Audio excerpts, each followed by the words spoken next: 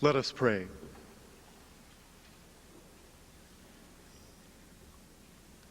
Loving and gracious God, we give you thanks for all the gifts that you have bestowed on us, especially for those people who have made this day possible. Energetic and committed students, generous parents and benefactors, devoted faculty, staff, and administrators. Guide us with your wisdom and strengthen us in your service and the service of all your people.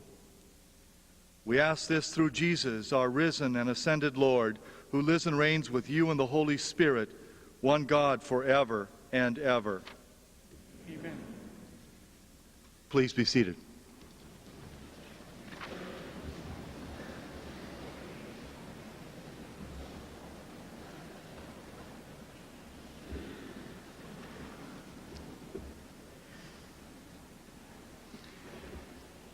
As Chancellor of St. John's University, on behalf of the sponsoring Benedictine community and in the name of the Board of Regents, I herewith call into session this commencement convocation at the conclusion of our 144th year of the conferring of academic degrees granted by this university. I request Brother Dietrich Reinhardt, President of the University, to take charge of these exercises.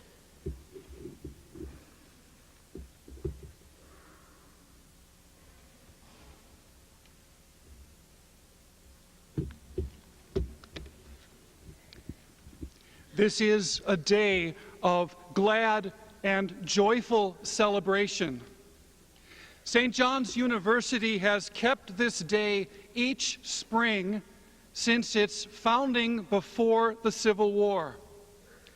The annals of St. John's are replete with descriptions of each year's commencement. The accounts dwell on the solemnity of the baccalaureate Mass, the music, choral and instrumental, speeches, short and long, commonplace and memorable, and then the protracted goodbyes. Sometimes the ritual never seemed to stop.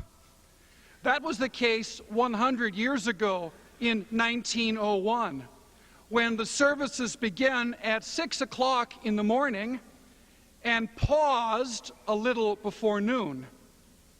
There followed a choice dinner and then a great procession to the Collegeville station, out a gravel road, later paved, which we now call the Old Entrance.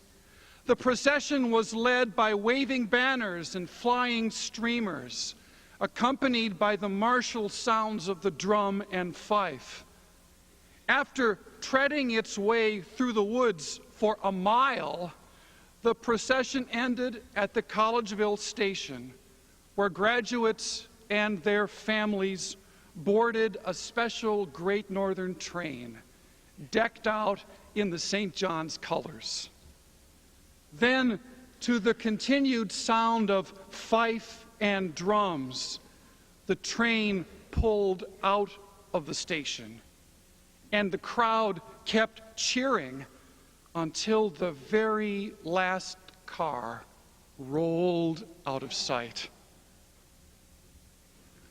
On this joyful day, in this long-hallowed place, you, the class of 2001, enter that long stream of St. John's graduates who gathered together one last time to celebrate how their lives had been enlarged by what they had learned here, by the teaching and mentoring of professors known by their first name, by the cultivation of friendship and solitude, prayer and service, by the sheer beauty of this place and its power to anchor a whole life's journey.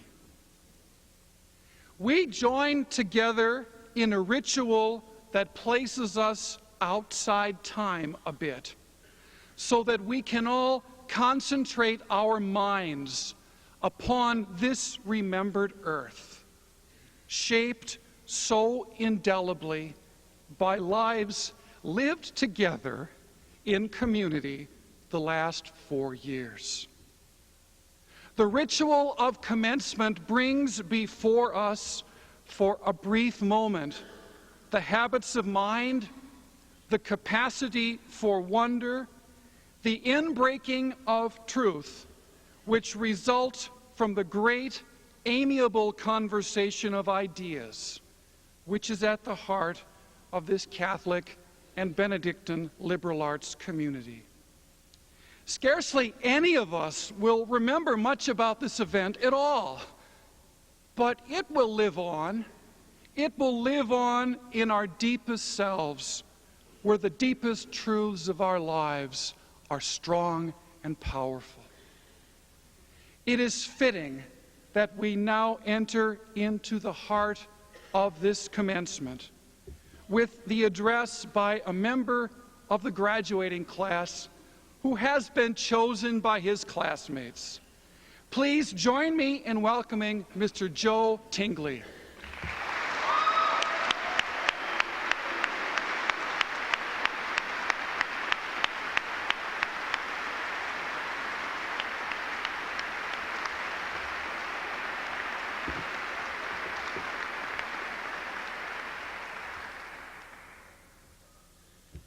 What a beautiful day. And what a great place to be. But how odd does that sound for those of us graduating today? For the past several years, St. John's has not been some romantic or idyllic place. It's simply been our home. St. John's is the place where we hang out, and do our homework, and shave. And the people sitting around us, well, these are the people that we hang out and do our homework with. But few people get a chance to hang out and do their homework and shave at a place like St. John's. At how many other places can you go to the refectory and see an old monk returning from Mass dressed in a habit, sit down and share a meal with the rugby team, grass-stained and wet from their afternoon practice? That sight always made me laugh. I couldn't help but wonder what they might be talking about. At how many other places can you go for an afternoon walk or a run and literally get lost in acre upon acre of woodland and prairie, wetlands and oak savanna, but always within earshot of the bell banner? The bells will call you safely home at the same time they call the monks to their evening prayer. At how many other places can you return home after a long day of class, work, studying, and intramurals to find a bunch of guys, your floor mates and friends, packed into a little dorm room, talking honestly about issues like trying to balance career goals with family values? I mean, where else can you discuss the real issues that we as men face in today's world? All over a raging game of Mario Kart. And how many other places on earth can you walk down to the bookstore and get on a bus that within a couple of minutes deposits you directly at the center of a community bursting at the seams with young women?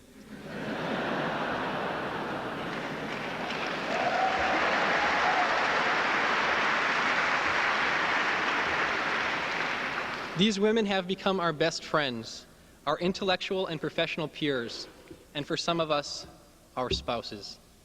What a bus.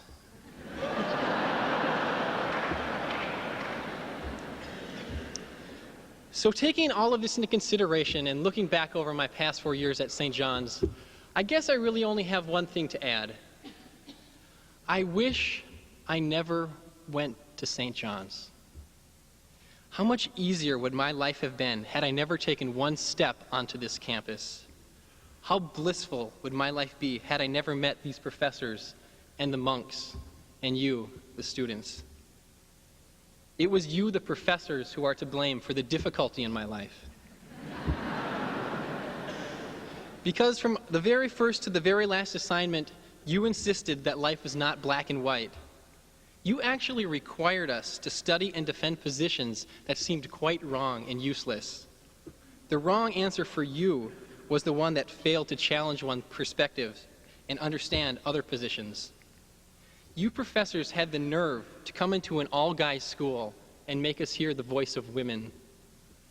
You forced us to consider our own positions and actions and how they affect the lives of others. How much more difficult and complex is my life because I have to consider other people? And for this heavy burden you have placed upon my life, I will never forgive you.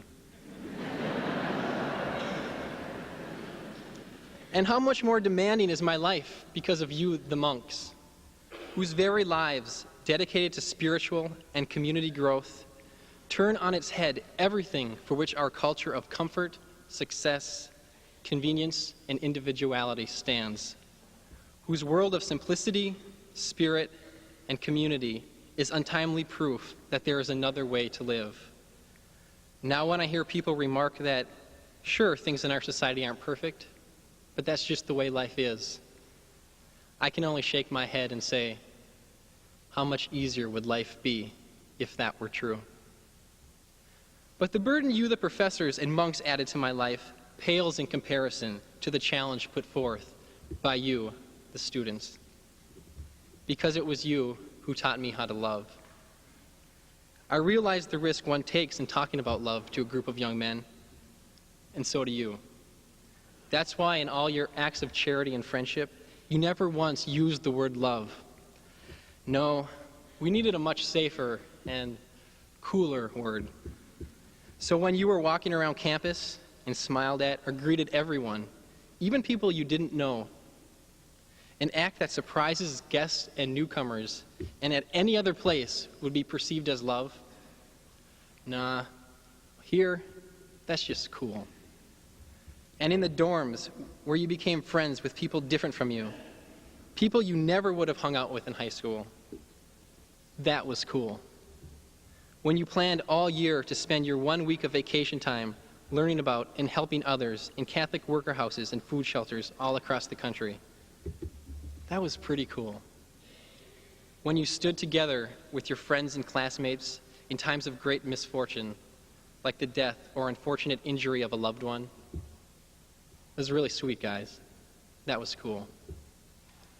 And there was that time, a couple of days before the official move-in date of our first year, when I sat alone in the corner of the refectory, hiding from the only other people there, the burly and confident football players. When you came over and introduced yourself to me and welcomed me to St. John's, that was love. That was really cool. So cool, in fact, that I wanted to be like you. I wanted to become friends with people I didn't know. I wanted to become part of a community of classmates and friends. I wanted to meet that guy sitting alone in the refectory, just like you. But it isn't always easy. There are times when I was much too busy to introduce myself to that guy sitting alone. There are times when it was uncomfortable or embarrassing to stand next to my classmates and friends. In fact, sometimes it's downright difficult to be cool in a world that, as we all know, is not so cool at all sometimes. Yes, how much more challenging and uncomfortable is my life because I've met you, the men of St. John's. I will never forgive you. And you, the professors and monks, how much more difficult is life for us students because of you. We shall never accept your apologies. We want revenge. We want someone to pay for the challenge and difficulty you have placed on our lives. But graduating seniors, we will never avenge ourselves here at St. John's, for these old professors and monks are a lost cause.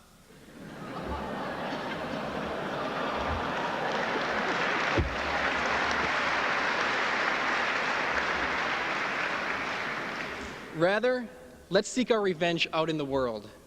Let's get our payback by making the comfortable and blissful lives of others as challenging and difficult as ours. In the boardrooms, and in our interviews, when everyone else is quick to make judgments or ignore the views of others, let's get our payback there by forcing them to recognize how their actions and decisions affect the lives of others. Let us challenge them to consider other perspectives and viewpoints. If such decisions can't be easy for us, let's not let them be easy for others. And in our communities and neighborhoods, let's get our revenge by opening up for those we live with other ways of doing things, creative and fair solutions to difficult problems, different and better ways of treating our environment. We now have the burden of knowing how our actions affect others and affect the earth. Let's get some satisfaction by placing that burden upon others as well. Let's be cool in our families, as fathers and uncles and grandfathers, and our friends at St. Ben's as mothers and aunts. Let's challenge our children and loved ones to avoid quick and easy answers because some problems, as we know, are difficult and complex. Even when our children make horrible mistakes, like considering St. Thomas, let's try to stay cool. Let's try. Let us be so cool that others want to become like us. We will get our revenge when we challenge others as we were challenged. And there's a lot out there to challenge. And there's a lot out there to challenge us. It's time we go now and get our vengeance. But let's not go just yet. Soon enough, we will find ourselves in some city with some job and a family and a different life.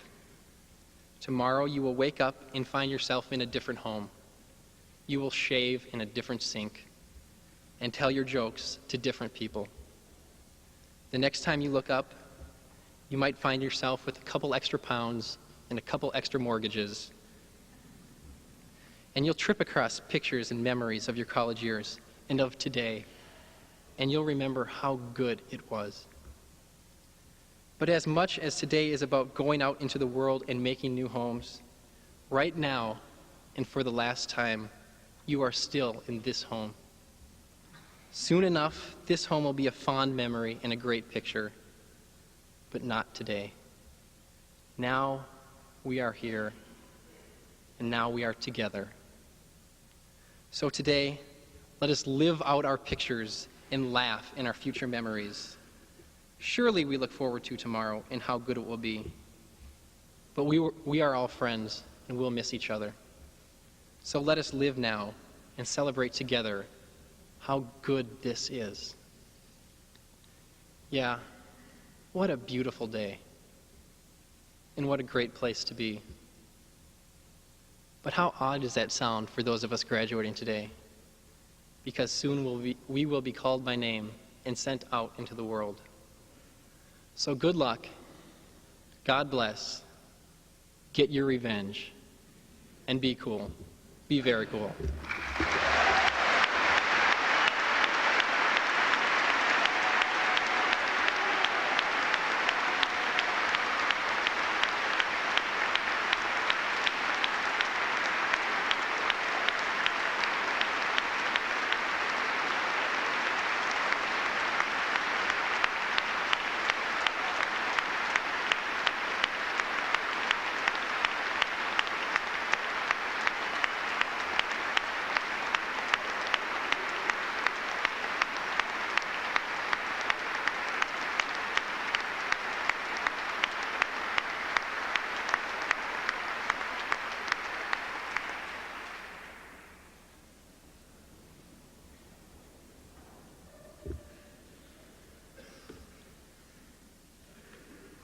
Joe, thank you very much for a memorable message.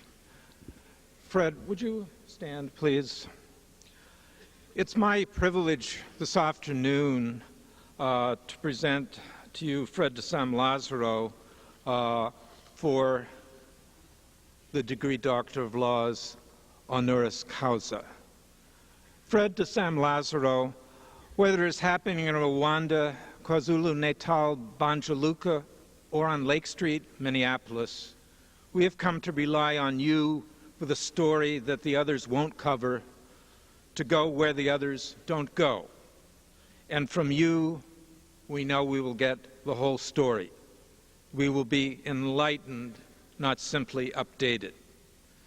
You first riveted public radio listeners nationwide in the early 1980s with your coverage of the collapse of the iron ore industry and the devastation it brought to Minnesota's Iron Range.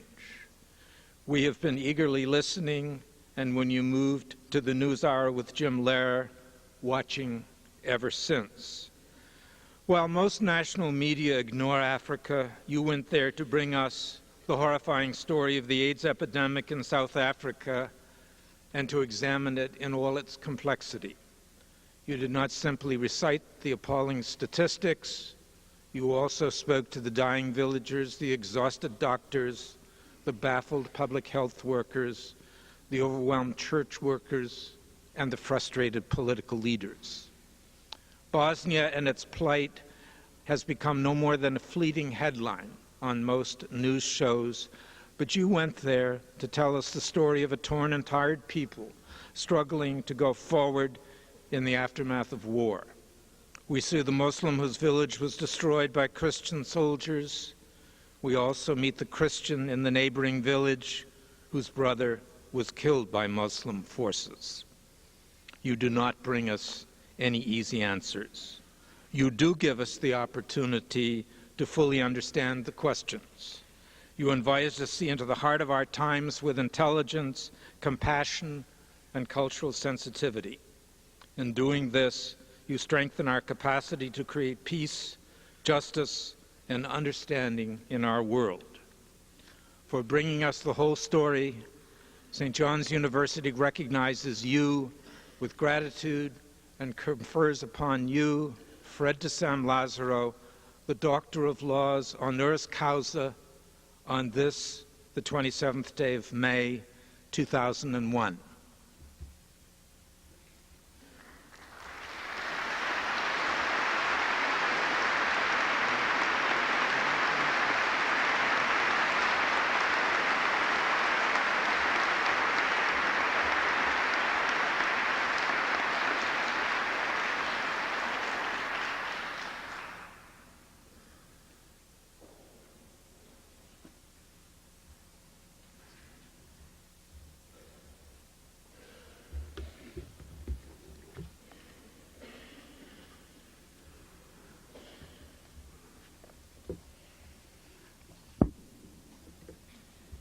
Thank you, Neil. Brother Dietrich, Abbot Clausen. It is a profound honor to be here today on this magnificent campus. A very special moment. I want to dedicate and thank my spouse and companion of my entire adult life, Kay, Anthony, Shireen, and Shanti, for tolerating, among other things, a very rigorous travel schedule for the past several years. It's a great honor to get this doctorate. I'm hard-pressed to resist invoking our president from a few days ago at Yale and saying, for those of you who really earned a doctorate, I commend you. And for the C students in this group, you too someday can get a doctorate. I was not a C student. I did graduate 20 years ago, almost precisely to the day, from the College of St. Scholastica, which is a Sister Benedictine institution. I want to begin by congratulating first the parents in this group. It's a turning point in your lives when the bills start going to your son's address. And you hope that that is not the same as your own address.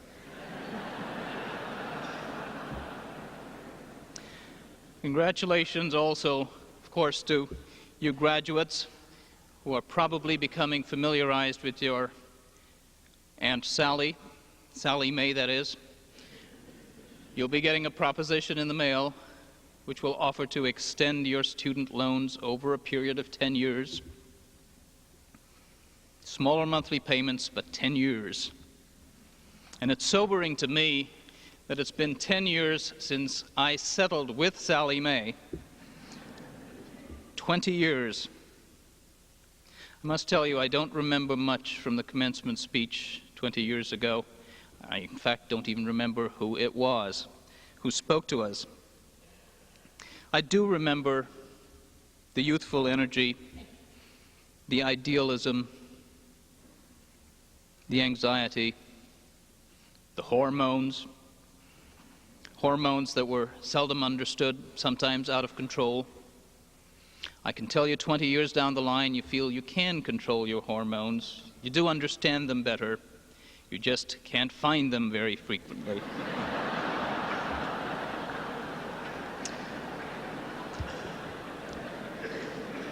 Seriously, a world that is black and white when you first get out of college, filled with good guys and bad guys on every issue, slowly becomes one in which you really can't tell one from the other unless you buy some of the stuff you hear on the radio or on television. And if there's anything I want to urge you to do today, it's to shop a little more carefully for your information. 20 years is really not a very long time. But I must say that these past 20 years have to be the fastest in which history has ever moved. Consider this. When I graduated from college, I did my term papers on a Sears electric typewriter, and the electric part was a big deal. My first job was with Minnesota Public Radio, which has deep roots on this campus here in Collegeville, and they gave me a manual typewriter to work with. There were no computers, no faxes, no web or email. Long distance was long distance, not the oxymoron that it has become today.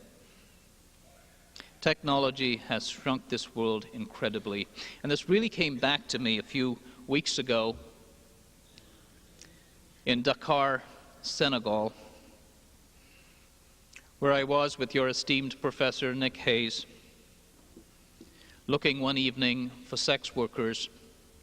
Don't worry, this is a clean story. We wanted to interview women who were on the front lines of the African AIDS epidemic.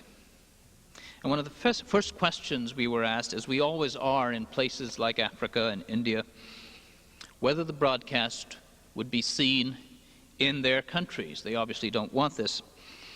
And we've always been able to respond reassuringly that no, this is just for American television, and it's for a channel that almost everyone does not watch. No worry. But I had to pause this time, as I have had to in recent months, because of the internet. Everything that I do for the NewsHour is on the internet, accessible worldwide almost immediately after it's been broadcast, and frequently in streaming video. So how are you equipped going into this new economy, the brave new world of WordPerfect and writable CD-ROMs, from a campus that has gone backwards, way backwards, to commissioning the first handwritten Bible since the Middle Ages? I know from the China program that I'm familiar with, and several others, that this is a campus that has gone out of this way to help its young people understand this new world with no long distance. A world that few of us really understand adequately, and a world that I dare say is not accurately portrayed to us in the media. Television as we know it may be endangered because of the technological revolution, but is the replacement likely to enlighten us? Maybe someday. I can tell you so far there's no sign of it. If anything, technology has been a splintering force. A nation that used to watch 3 or 4 channels a few years ago is now watching dozens of channels and thousands of websites. There's not much to talk about the next day because we've all watched something else. And all this, I think, is scattering this idea of what I call the American village that so impressed me as a new immigrant a quarter century ago. I also fear that we may be losing an attribute that I first heard coined by Mahatma Gandhi, but it's one that the Benedictines have always had as a very fundamental value. Gandhi called it the dignity of labor. I was born and spent most of my early years in India, a land burdened by the age-old caste system. Your work determined your station in life, still does for the most part. And of course, those who work with their hands and sweat are at the bottom and never escape. Caste is ingrained over the millennia, an evil that 50 years of legislation has not been able to eradicate. So when I arrived in America, it was impressive to me that the men and women who farmed, mined, plucked turkeys, or hauled trash could lead dignified middle-class lives. They sat on bleachers and committees in school and church with doctors and lawyers, which they told their children they could be if they wanted. Of course, I'm romanticizing this picture as much as I'm generalizing. Journalists tend to do this. But this was a young immigrant's view. America was a much fabled place, and the picture was not entirely inaccurate, especially in small-town America. At any rate, these so-called working people wanted their children to be educated in places like this, to go further, and they did. They went on to become the post-industrial elite, if you will.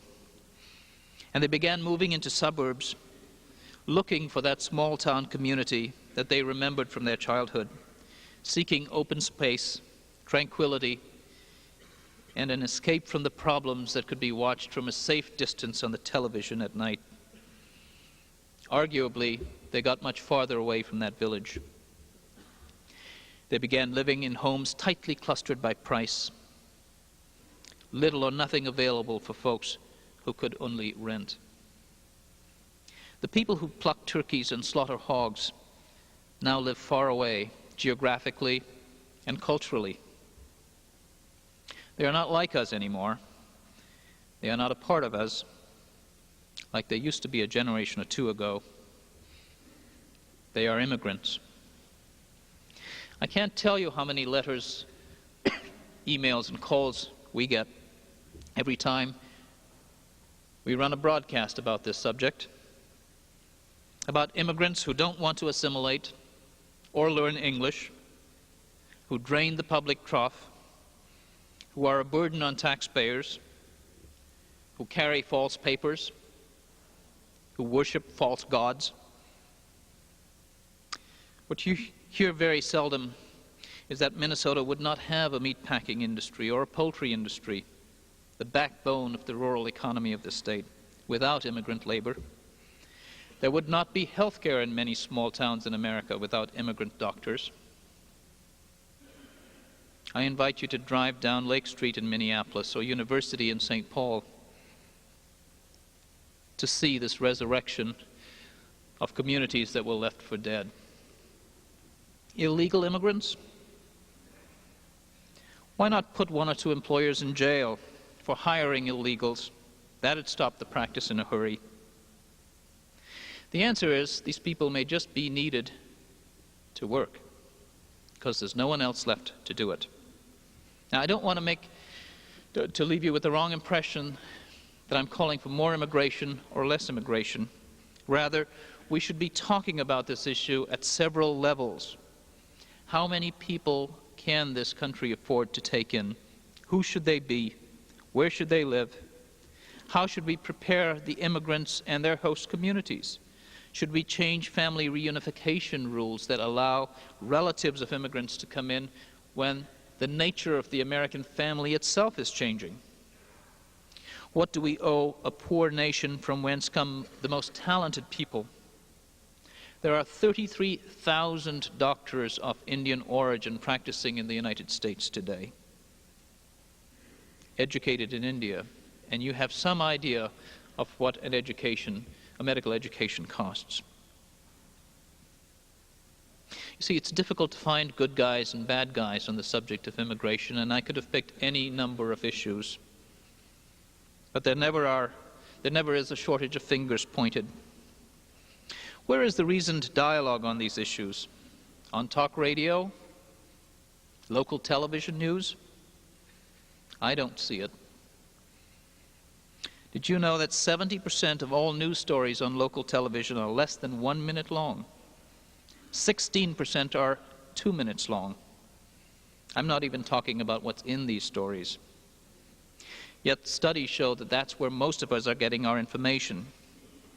Perhaps that's why the only thing we seem to know about Bill Clinton is that he's a philanderer, or George Bush, that he is dumb and got a C average at Yale. What's the answer? Public television? McNeil Lehrer? A show that has actually proclaimed that we dare to be boring? Think about that. The federal government that leases forest land to paper companies, collects royalties from oil companies, does nothing of the sort with broadcasters who have been given billions of dollars worth of free airwaves. Bob Dole called it corporate welfare. It is our duty to hold them accountable for the public service they promised in exchange. Perhaps we have to create a bigger market for boring television, whatever it morphs into in the digital age. Public radio too.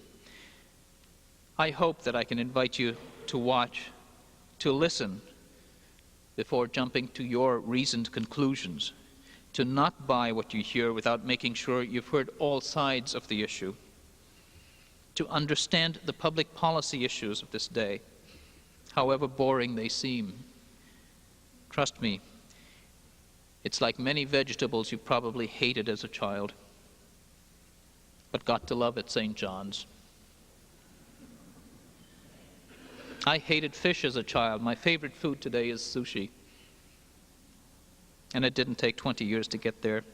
News and public affairs need not be entertaining to be interesting. And it's imperative that you become interested. Citizenship is a valuable thing. Ask any immigrant. I hope you'll take a bit of this Benedictine village into the bigger world, the shrinking bigger world that your student speaker talked about.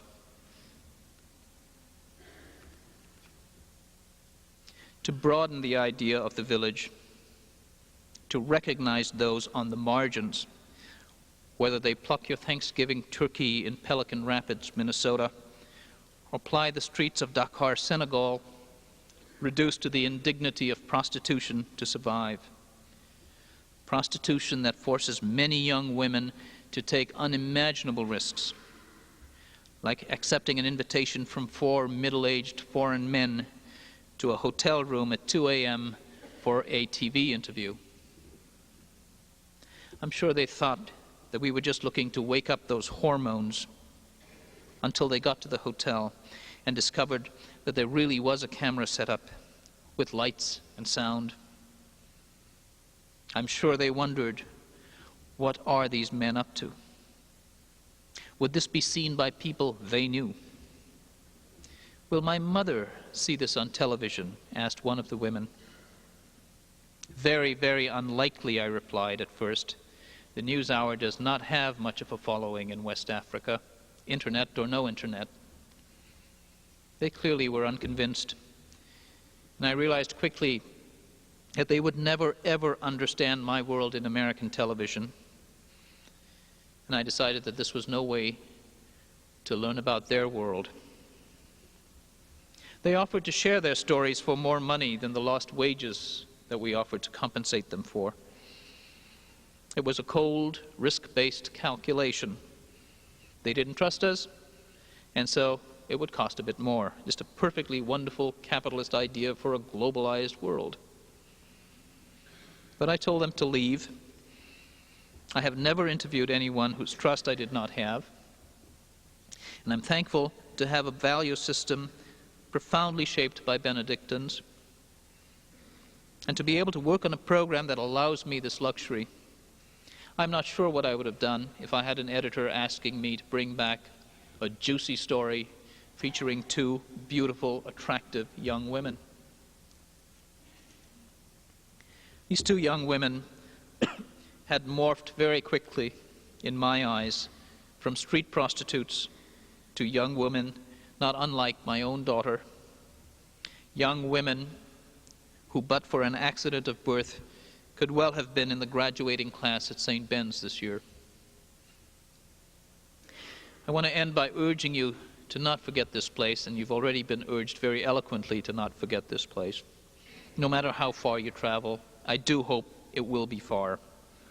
I'm confident you won't, and I'm certain there'll be an alumni magazine in the mail, along with the coupons from Sally Mae, just to remind you that your stint here was worthwhile. You know it today.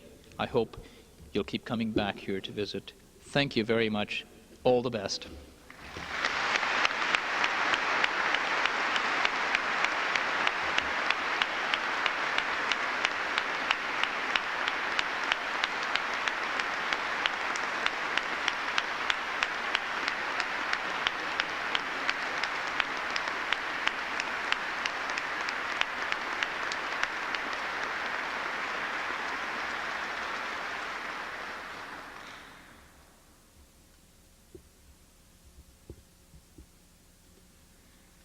The Pox Christie Award is the highest honor awarded by St. John's Abbey and University. It is given to individuals who have distinguished themselves by lives that exemplify the ideals of St. Benedict, who across the millennia urges us to seek after peace and pursue it. Born in Kansas and raised in Kansas and Missouri, Douglas Johnson was formed in the Disciples of Christ tradition. As a young man, he studied nonviolence and served as a conscientious objector during the Vietnam War. Educated at Macalester College and Yale University, he achieved international recognition as the leader of the Nestle boycott, the first successful international consumer boycott. He now serves as executive director of the Center for Victims of Torture, a treatment center for the rehabilitation of survivors of politically motivated torture. He also serves as an original member of the advisory panel on the prevention of torture, formed by the Organization for Security and Cooperation in Europe to end torture in that region. The Latin words Pox Christie mean peace of Christ. We recognize in Douglas Johnson a man of faith who has made the peace of Christ living and real for those unjustly held captive throughout the world and cruelly subjected to torture. We rejoice in the healing gifts of the Holy Spirit that he has shared so generously and without counting the cost. Douglas, would you please stand?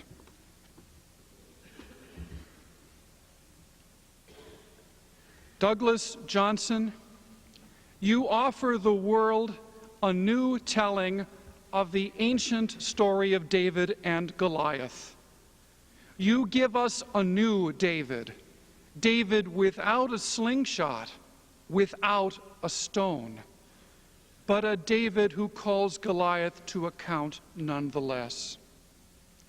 The great peacemaker Mahatma Gandhi said, "Nonviolence is the first article of my faith.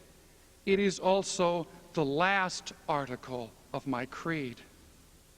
Hearing Gandhi's words echo in the teachings of your Christian faith, you went to India as a young man to live and study at Gandhi's ashram. From that time forth, you have never deviated from your conviction that Christ calls us to build a just world for all peoples, and he teaches us that it cannot be done with weapons.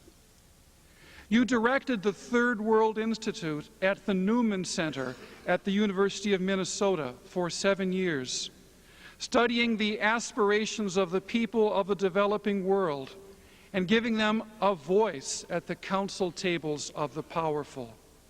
You then helped found the Infant Formula Action Coalition and initiated and led a worldwide boycott against Nestle, the world's largest food company, for its unethical marketing practices of infant formula in third world countries. You persisted for 8 years, marshaling the energies of committed people everywhere to accomplish the first successful international grassroots consumer boycott. This resulted in the first international marketing code requiring minimum ethical standards in marketing practices. You now direct the Center for Victims of Torture in Minneapolis, a place of healing and hope for those who have suffered the most extreme cruelty the human mind can devise. You gave me back my life, said a survivor treated at the center, speaking for hundreds. You dug me up from my grave, said another. Under the 13 years of your leadership, the Center for Victims of Torture has become the foremost center of its kind in the United States. Joining hands across borders, the center is at the forefront of an international effort to create a world without torture. You have given your life to giving back lives to the helpless and often hidden victims of economic and political violence throughout the world. For your steadfast commitment to building a just world using just means, we gratefully present you Douglas A. Johnson, Executive Director of the Center for Victims of Torture, with our highest honor, the Pox Christie Award, on this, the 27th day of May, in the year of our Lord 2001, in omnibus glorificetur Deus.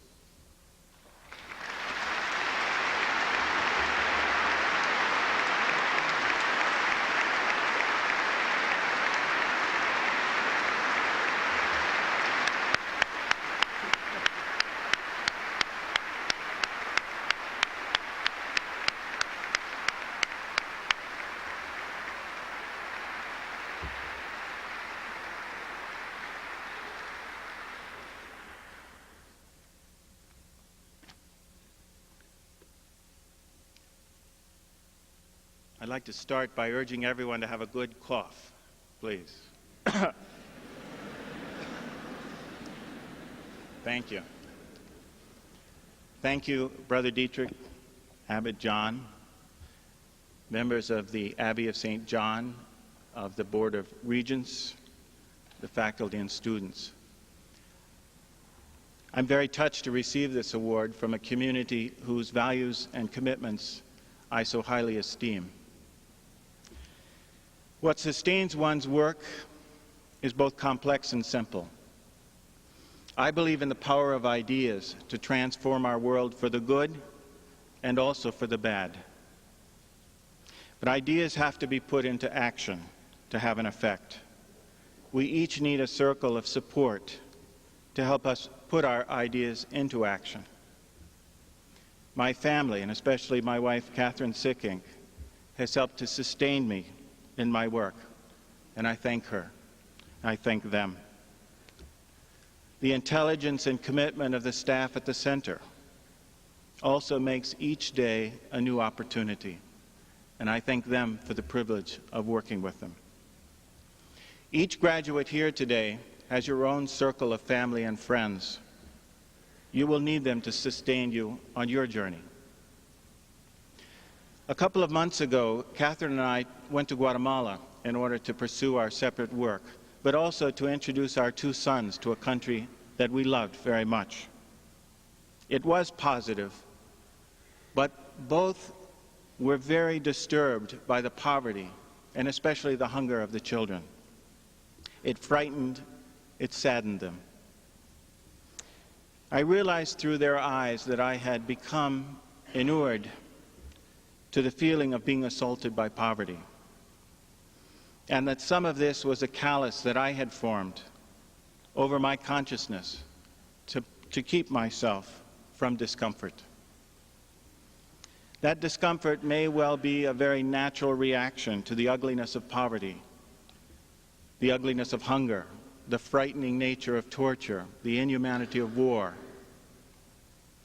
But what we do with that discomfort is our own spiritual test. Will that repulsion lead us to avoidance or to action? Like all parents now in this audience, and the good brothers who dedicate themselves to shaping lives to work for peace, I'm struggling on how I can help shape my son's responses to this world's needs with a sense of responsibility and action. My message to them is what I also want to say to you about the choices that may be made. There is no word in any language that's more frightening than the word torture. The word bruises our very imaginations, but it's more than just a word. Torture was practiced last year in over 100 nations of the world, and over 60 nations invested in the infrastructures to make torture happen. Those governments do so because torture is the most effective weapon against democracy, shaping cultures by fear as people learn to be disengaged from civic life. Fear creates silence. But it's our own revulsion of the word, and especially when it leads to turning away to think of more pleasant things. It's that revulsion that perpetuates the use of torture. I learned from my work at the Center for Victims of Torture that victims are targeted because they were leaders in their communities. One of our clients was an African bishop, expressed this most simply. If they'll do this to me, he asked, what will they do to my flock? What will they do to my flock? By destroying a leader, a repressive government effectively frightens the leader's family, their network of followers and admirers, and so the entire community. Now, once this strategy is understood, the response should be very obvious. Healing the survivors of torture is also the task of recovering leadership that's been stolen by repression. Although the work is difficult, it is also full of the joy of service and knowing that we can make a difference in the world. There are now between 15 and 20,000 victims of foreign government torture living in the state of Minnesota. Between 15 and 20,000 survivors of torture. Every one of them is a potential leader with much to contribute to our communities if we will help them feel safe and through our actions reestablish their faith in others. It is our choice about how we will address the problems of our world. We can despair and retreat into the comforts and attractions of the material world.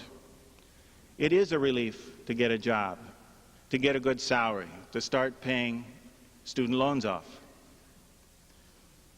But it takes a very short time before we begin to understand that no salary, no matter how high, actually represents our worth or our value as a person.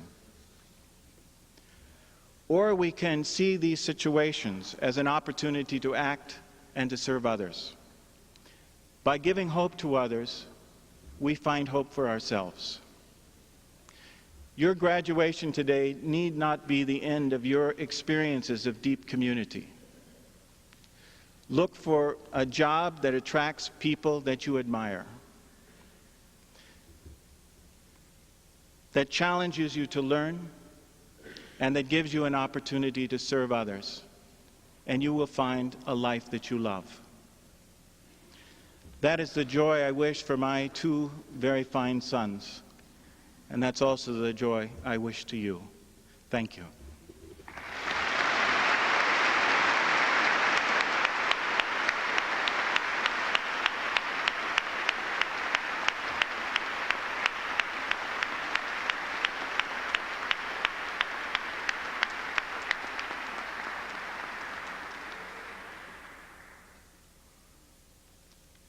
I have to make an announcement. There is a medical emergency. Would Mike and Kathy Greedle, parents of Brian, please go to the Great Hall?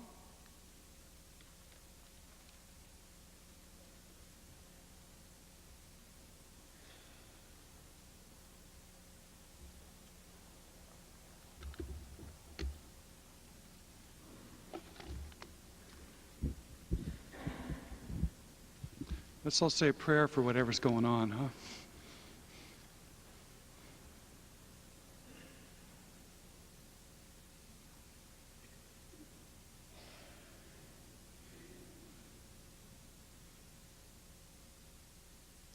Amen. On this commencement day, we celebrate achievements of teaching and learning. I would like to acknowledge two members of the faculty who have recently received singular honors. Dr. Annette Atkins, who has been named Michael Blecker Professor of the Humanities, and Dr. Thorpe Running, who has been named Regents Professor of Spanish. Dr. Running is seated to the right of the Abbott's throne. Dr. Atkins, could you please stand so we can recognize you both?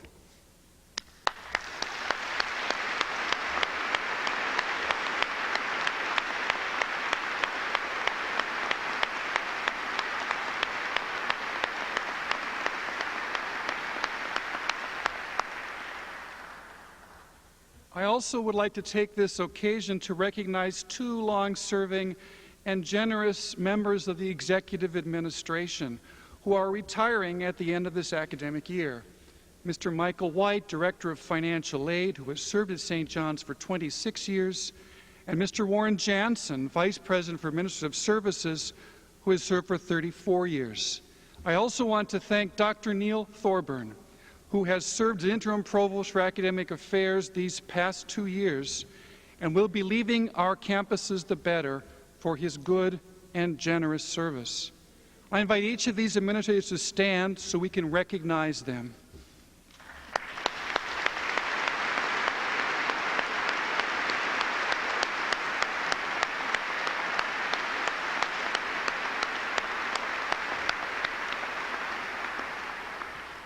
And now for the conferral of degrees.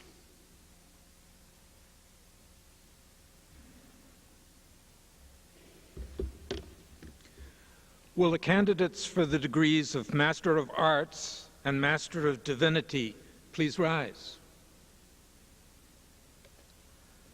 Brother Dietrich, I present the candidates for the degrees of Master of Arts and Master of Divinity, which have been approved by the faculty of the university.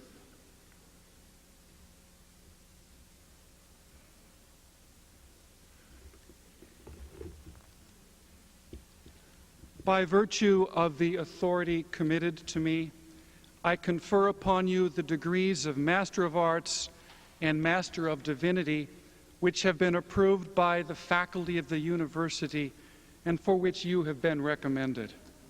Dr. William Cahoy, Dean of the School of Theology and Seminary, please have the candidates come forward.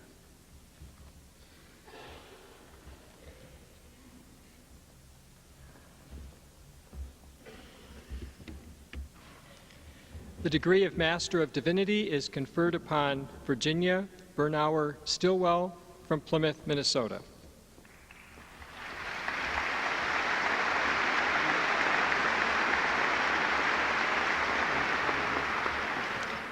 The degree of Master of Arts in Pastoral Ministry is conferred upon Gary R. Graham from Highwood, Montana.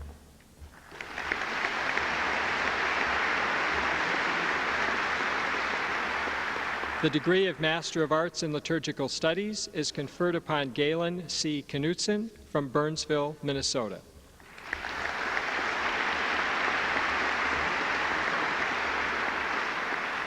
The degree of Master of Arts in Pastoral Ministry is conferred upon Tracy John Schar from West Fargo, North Dakota.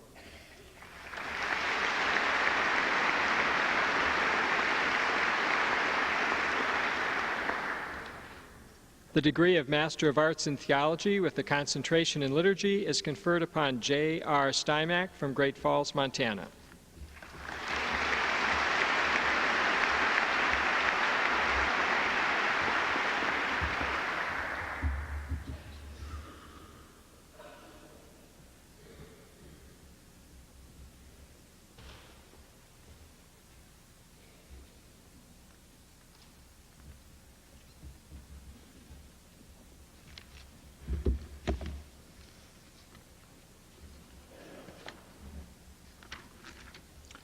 Will the candidates for the degrees of Bachelor of Arts and Bachelor of Science please rise?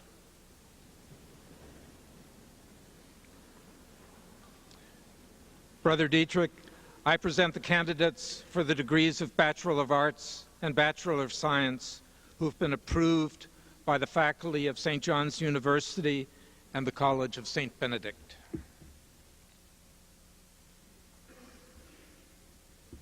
By virtue of the authority committed to me, I confer upon you the degrees of Bachelor of Arts and Bachelor of Science, which have been approved by the faculty of the University and the College of St. Benedict, and for which you have been recommended. Dr. Cheryl Knox, Dean of the College of Arts and Sciences, please have the candidates come forward.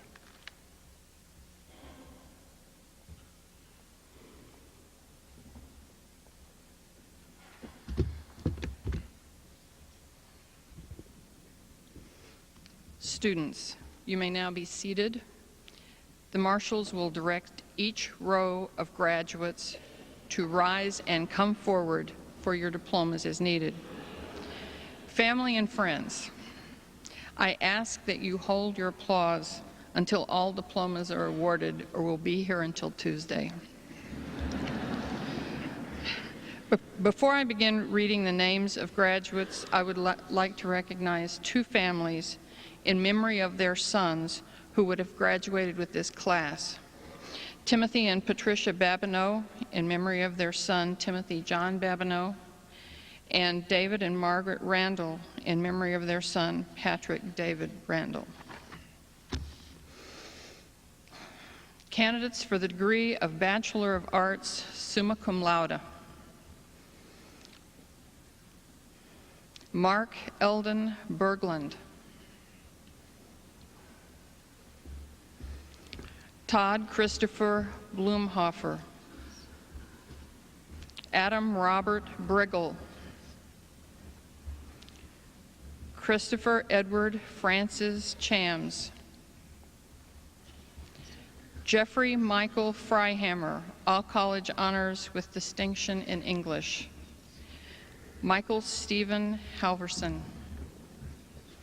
Aaron John Critch. Nicholas Paul Meyer. Brian Michael Smith, all college honors with distinction in English and German. Joseph John Tingley, all college honors with distinction in philosophy. Mark Austin Whipple, all college honors with distinction in sociology. Candidates for the degree of Bachelor of Arts, magna cum laude. Michael David Babnick, Joseph Paul Bagnod, Daniel James Bentler, Neil Gerard Bjorkman, Michael John Borboom, Eric Benjamin Brever, all college honors with distinction in mathematics. Samuel Albert Lyle Bugby. Mark Allen Dodge. John Ulrich Fair.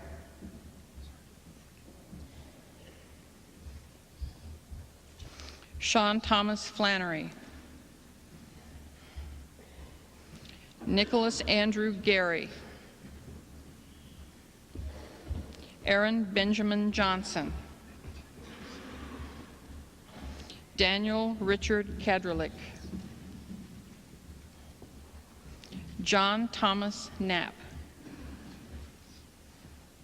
Jesse Thomas Loudon. Brandon Anthony Moore. Timothy Joseph Otremba.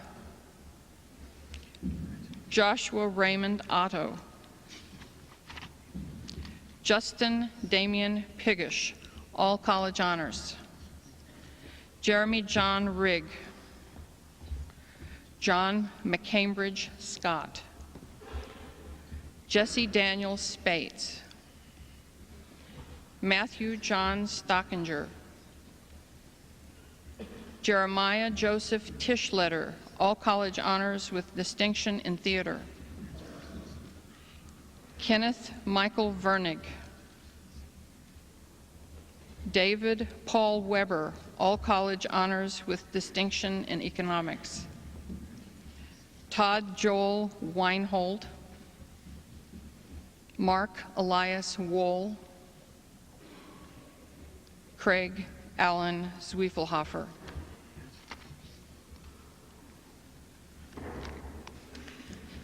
Candidates for the degree of Bachelor of Arts, cum laude. John Theodore Borgen. Michael Anthony Breen. David Richard Bush, all college honors with distinction in physics. Ward Amos DeWitt IV. Nicholas David Dittrich. Frederick Michael Ebbinger. Michael Patrick Gander. Robert Andrew Gibson. Scott Charles Heilman. Brian Lawrence Johnson. Benjamin Michael Kiley. Michael Cyril Kramer. Thomas John Lands. Nicholas Grover Leonard. Matthew Lucas Lorenz. Jeffrey Alexander Macalena. Matthew Mark Merton.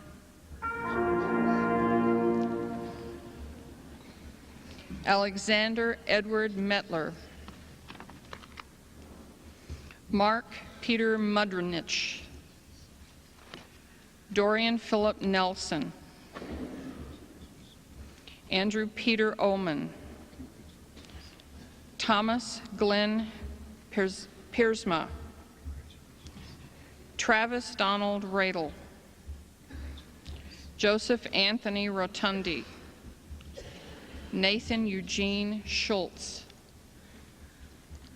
Joshua Nathan Sell. Alan Matthew Sorum. Adam Quinn Switlick. Justin John Towner. Brian Joseph Traxler. Thomas Philip Ward. Adam Lee Westman. Andrew Scott Wilcox.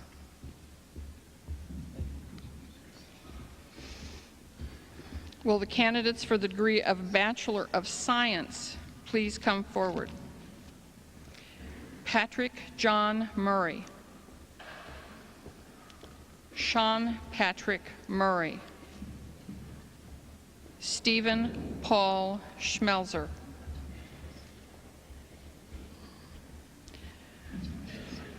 Will the candidates for the degree of Bachelor of Arts please come forward? Audience, please note these degrees are being awarded in the order of student procession.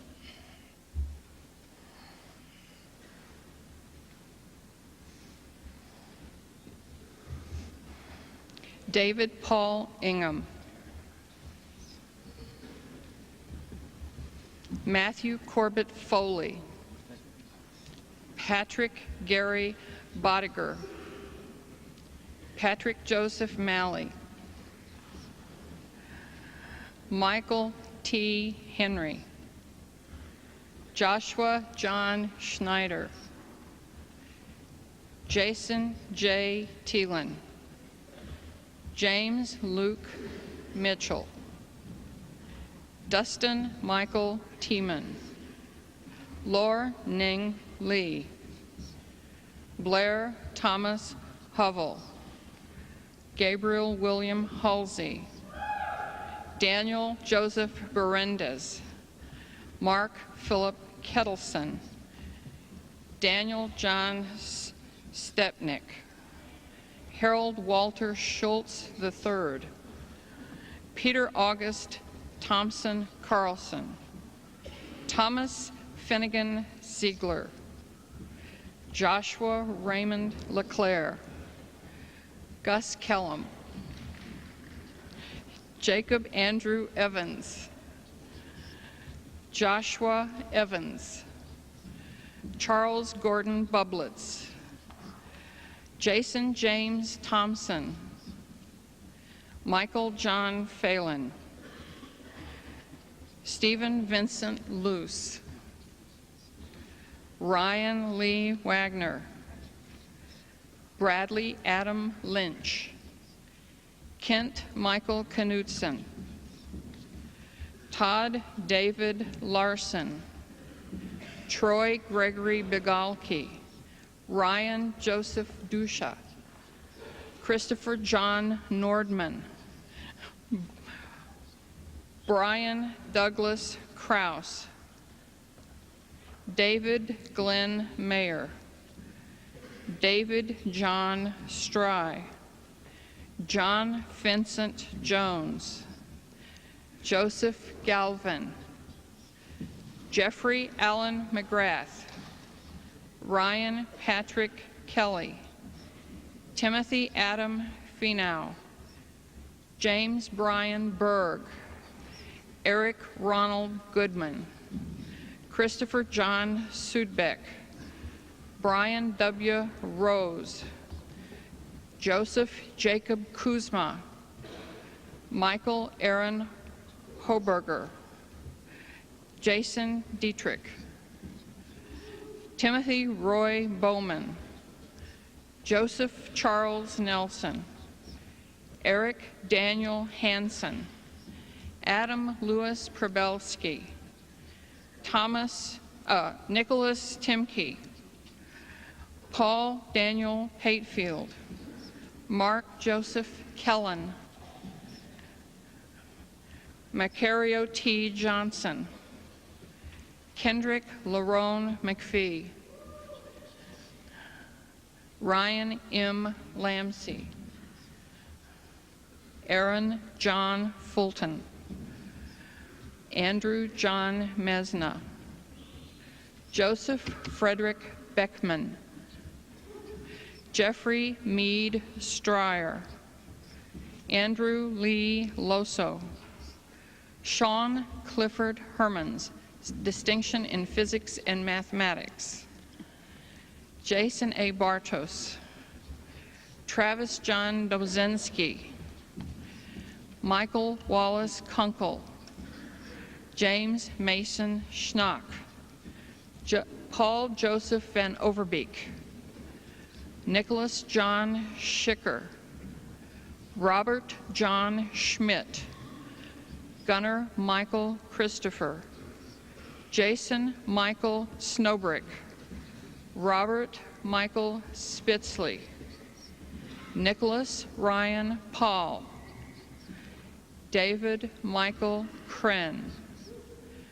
Brian Allen Jarstead. Scott Henderson McMahon, Michael Charles Fox, Michael Keith Slavic, John Robert Mason, Nicholas Alexander Pulaski, Sean Maxon Crum, John Richard Workman, Pablo Manuel Silveira, Stephen Robert McGreevy, Distinction in Biology, Michael Ryan Martin, John Henry Schaus, Distinction in Political Science, Drew Thomas Brooksbank, Grant Gerald Litfin, Todd John Hillmeyer, David Allen Madison, Andrew Lloyd Stoff, Kevin Michael Conan, Ross Michael Gola,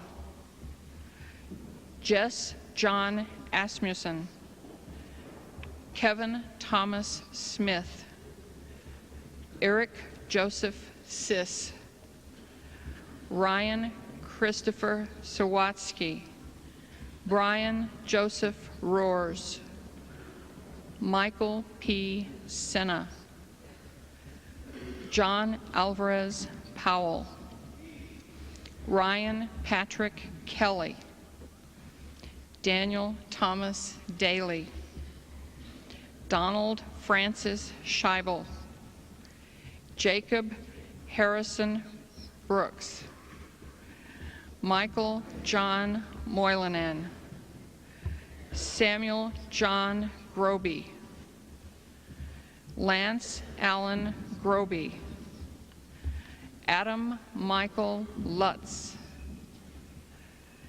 Daniel Jacob Scherer, Brian Johnston Warkalak, Nicholas John Simi, David Francis Moore, Robert Michael Smith, Derek Dahlheimer Schroeder,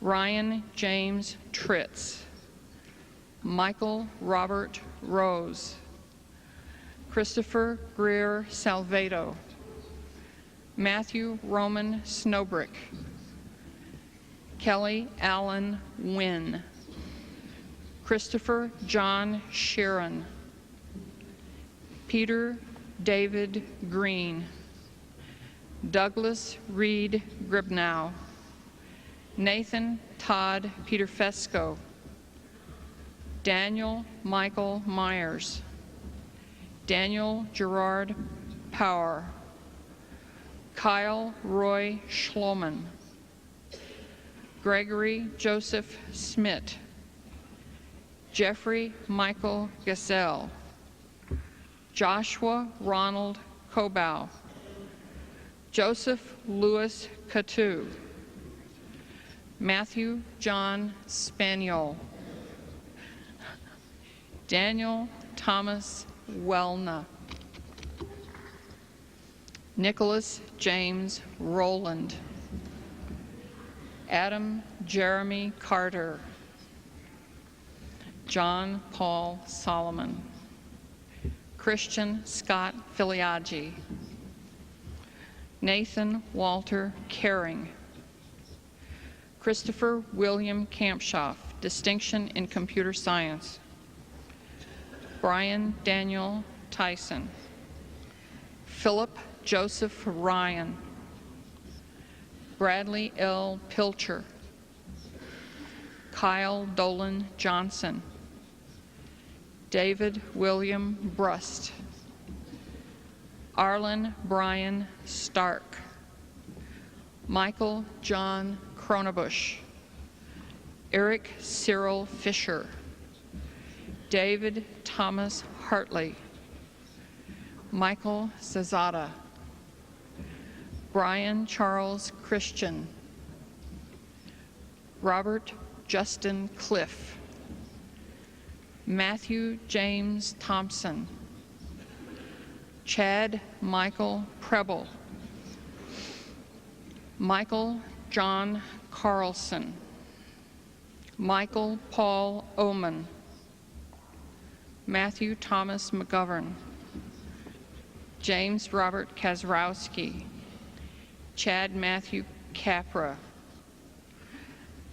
Neil Edward Olness, Nicholas Tanner Charbonneau, Distinction in Management, Distinction in Computer Science, Brian Neil Willert, Nicholas Stephen Dufault, John Paul Skretvet, Matthew L. Michelson, Brian Thomas Bellicott, John Van Hoven, Lorimer Walker Cushman, thank you, Nicholas Miles Samuelson, James Robert Peichel, Jeffrey Allen Tyson, Patrick Timothy Connell, John Lawrence Zins, Michael Donald Meyer, Nathan Andrew Reynolds, Jordan Patrick Foley, Anthony David Zemney, Peter Whitney Wanning, Thomas Howard Sweetman, Matthew Stephen Steele, Joseph Ryan Galen, Benjamin Ray Britton, Arthur Gerald Boylan, Nicholas J. O'Connell, Kyle Raphael Morozic, David Andrew Galloway, Cade William Schulke, John Christian Ward, Robert Thomas Schweitzer, John Charles Folletti, Bradley Edward Jordan, Eric Justin Sumangill, Matthew James Boran, Julian Iordanoff Tosev, Mark Thomas Weiler, Blair Richard Schwartz, Kenneth Lawrence Daly, Victor B. Bozhelov, Ethan Robert Sewell, Stephen Jerome Koschel, Daniel Dwayne Eveland, David Arthur Hassel, Eric Paul Weingart, Andrew Paul Lean, Matthew John Youngbauer, Gregory Martin Hocking,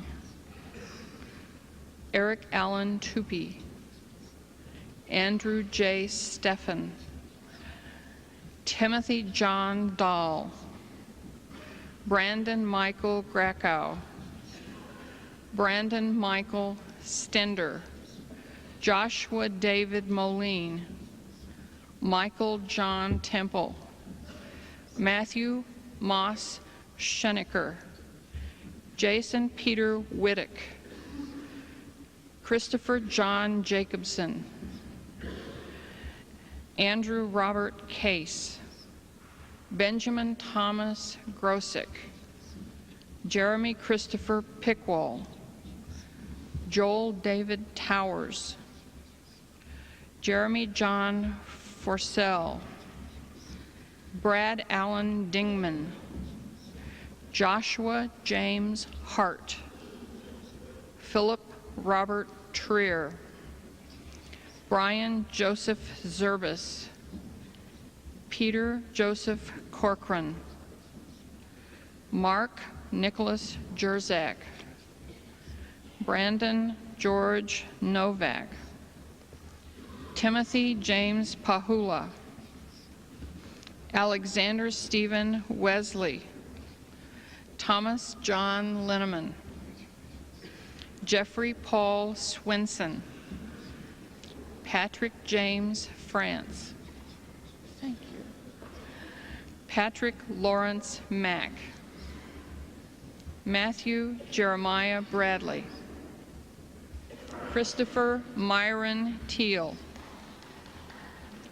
Jamie Mitchell McFeeters, Jared Matthew Weesey, Patrick Sean Leo, Matthew Eric Lloyd, Bo Thomas Labor, Timothy John Schmidt, Nathan Eric Kirschner, Christopher Michael Hartnett, Stephen Donald Guptill, Jesse Joseph Hartman, John D. Meyer, Joshua Sean Reagan, Leo Henry Loxterkamp, John Giuseppe Fanucci, Anthony Tyrus Grazzini, Jeremy John Koopminers, Jason Edward O'Day, Blair Frederick Folkens, Adam Jeffrey Brett, Ross Erling Jerpseth, John Richard Conrad, Nels Wall Iliatello, distinction in German, Matthew Henry Casey, Paul Robert Lorengo, Sean Michael Whitehead, distinction in theater, Matthew Ryan McGrain, Owen Michael Rain, Thomas Joseph Rendulic, Christopher Matthew Moore, Andrew Lawrence Hover, Jacob Stephen Zauhar, Jason Ryan Hirsch, Thomas Humbird Farnham, Robert John Meyer, Hyun Jae Sung, Matthew David Michaels, Michael William Cohout, Eric Michael Ortman, Jacob Scott Schlegel, Jared Stephen Horgan, Jacob Duncan McClellan, Matthew Thomas Andrews, Greg Brian Fox, Nicholas Raymond Romero, Jacob Samuel Vibon, Lucas David Firkinoff, Michael James Murray, Thomas John Murray, Christopher Ryan Paul, Bradley Michael Nesnick, Stephen Joseph Holmberg Jr., David Michael Blesick, Jeffrey Albert Anderson, Daniel Lee Smith, Scott Edward Fear, Chad Christopher Hacker, Shane Elliott Stork, Michael Joseph Rose, Joseph William Green, Nicholas Mark DeVries, Benjamin David Vincent, Jeffrey Gruber Thomas, Adam Spanglet Klepetar, Thomas Louis Lewandowski, distinction in English All College Honors, Joey Van Phillips, Todd Matthew Wackendorf, Joseph Matthew Donlin, Carlos E. Yeager, Ryan Allen Anderson, Francis David Lardy,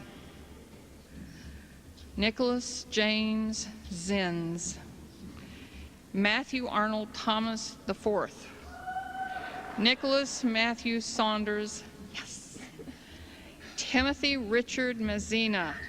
Now,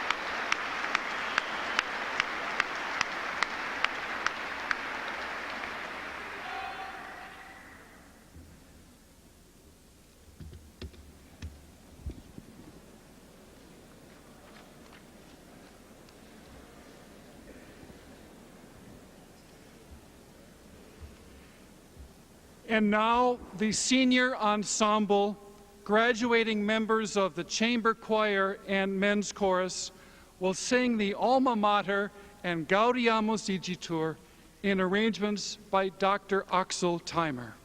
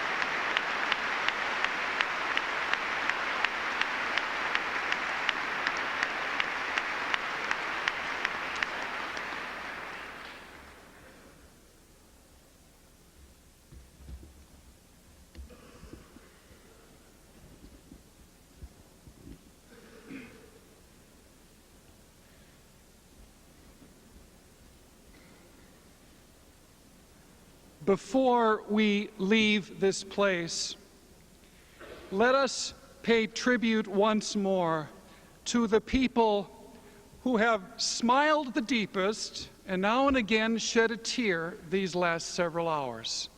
The mothers and fathers, grandmothers and grandfathers, brothers, sisters, relatives, and friends of today's graduates.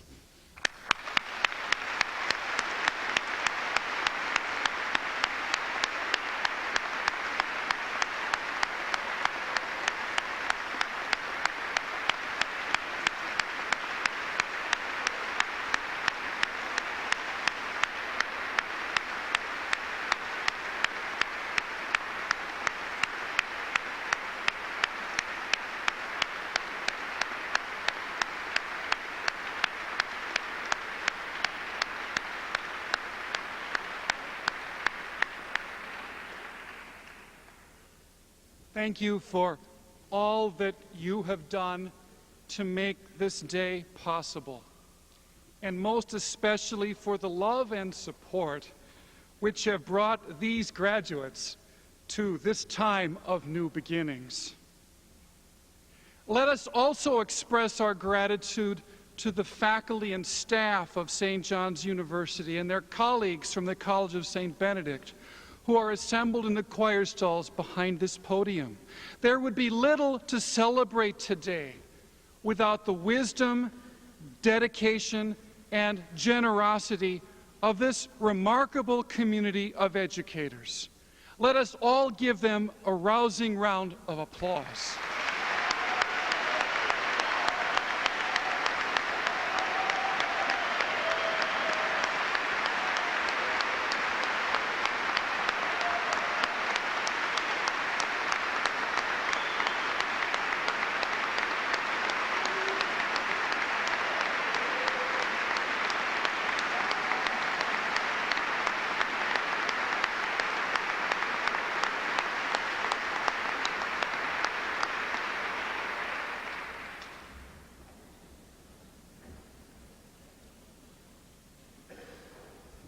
We are about to break out of ritual time.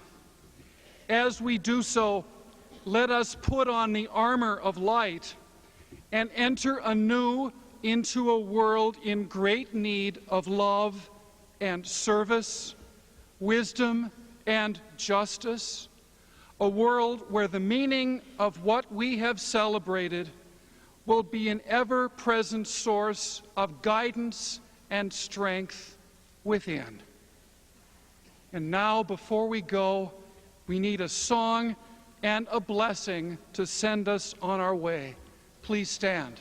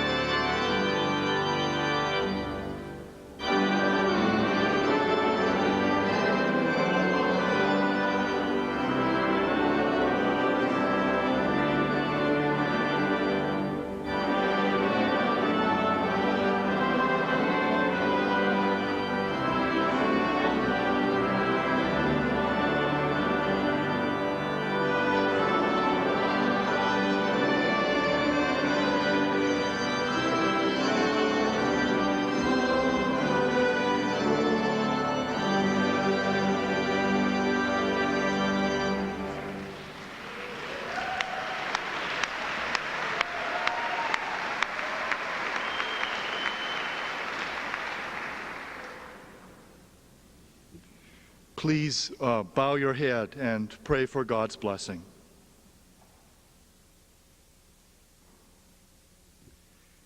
May the God of all consolation bless you in every way and strengthen you for the journey ahead.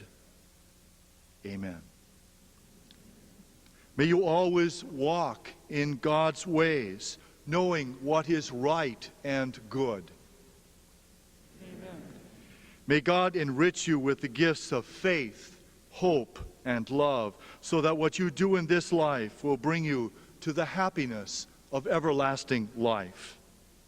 Amen. And may Almighty God bless you, Father, Son, and Holy Spirit.